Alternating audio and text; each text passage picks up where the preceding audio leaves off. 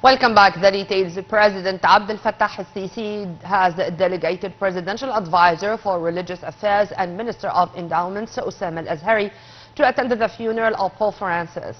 Al-Azhari expressed profound sorrow over the passing of Pope Francis, describing him as a figure of immense humanitarian contributions and noble efforts. He praised the Pope as a unique and exceptional leader who stood as a global symbol for the defense of human values and true advocate worldwide. The minister also affirmed that history will remember Pope Francis for his courageous stances in promoting humanity amid wars and conflicts, and for his unwavering commitment to defend the oppressed, the poor, and refugees.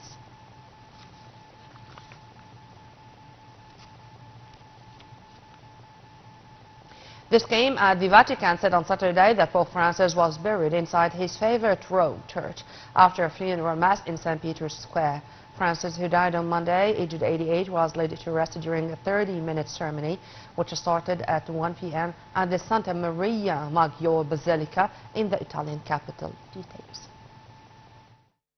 Presidents, royalty and civil mourners bade farewell to Pope Francis on Saturday at a solemn funeral ceremony where a cardinal appealed for the pontiff's legacy of caring for migrants, the downtrodden and the environment to be kept alive. American President Donald Trump, who had collided with the Pope on those issues, sat with the rows of foreign dignitaries on one side of Francis' coffin in the vast St. Peter's Square.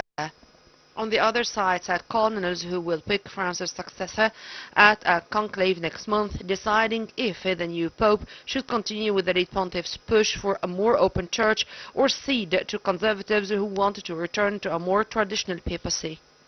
The Argentine pope, who reigned for 12 years, died at the age of 88 on Monday after suffering a stroke.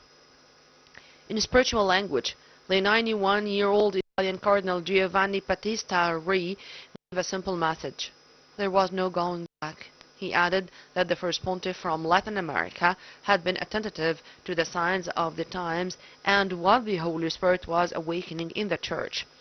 Francis repeatedly called for an end to conflict during his papacy. His funeral provided an opportunity for Trump, who is pushing for a deal to end the Russian war with Ukraine, to meet Ukrainian President Volodymyr Zelensky inside St. Peter's Basilica. Applause rang out as Francis' coffin, inlaid with a large cross, was brought out of the basilica and into the sun-filled square by 14 white-gloved pallbearers at the start of the Mass. The Vatican estimated more than 250,000 people attended the ceremony, cramming the square and the roads around. The crowds clapped loudly again at the end of the service when the ushers picked up the casket and tilted it slightly so more people could see.